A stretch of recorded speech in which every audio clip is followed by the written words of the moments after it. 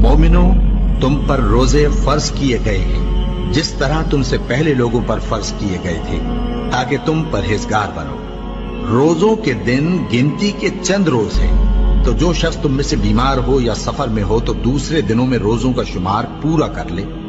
और जो लोग रोजा रखने की ताकत रखें लेकिन रखें नहीं, वो रोजे के बदले मोहताज को खाना खिला दें। और जो कोई अपनी मर्जी से ज्यादा नेकी करे तो उसके हक में ज्यादा अच्छा है। और अगर समझो तो रोजा रखना ही तुम्हारे हक में बेहतर है। रोजों का महीना रमजान का महीना है, जिसमें कुरान अव्वल नाजिल हुआ, जो लोगों का रहनुमा है और जिसमें हिदायत की खुली निशानियां हैं और जो हक व बातिल को अलग अलग करने वाला है। तो जो कोई तुम में से इस महीने में मौजूद हो, चाहिए कि पूरे महीने के रोजे रखे, और जो बीमार हो या सफर में हो तो दूसरे दिनों में रोजे रखकर उनका शुमार पूरा कर ले। अल्लाह तुम्हारे हक में आसानी चाहता है और सख्ती नहीं चाहता।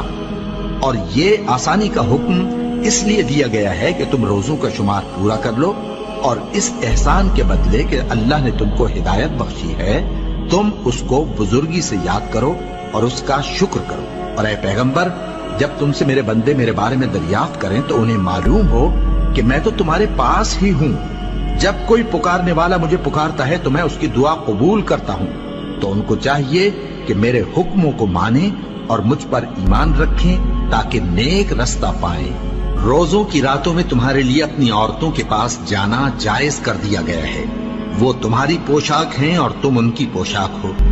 अल्लाह को मालूम है कि तुम उनके पास जाने से अपने हक में खयानत करते थे, सो उसने तुम पर मेहरबानी की और तुम्हारी हरकत से दरगुजर फरमाई। तो अब तुमको इख्तियार है कि उनसे मुबाशरत करो। और अल्लाह ने जो चीज तुम्हारे लिए लिख रखी है, यानी औलाद, उसको अल्लाह से तलब करो और खाओ और पियो, यहां तक कि सुबह की सफेद धारी रात की सियाह धारी से अलग नजर आने लगे। फिर रोजा रखकर रात तक पूरा करो।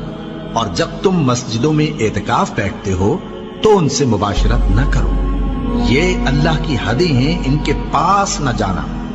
इसी तरह अल्लाह अपनी आयतें लोगों के समझाने के लिए खोल खोल कर बयान फरमाता है, ताकि वो परहेजगार बने।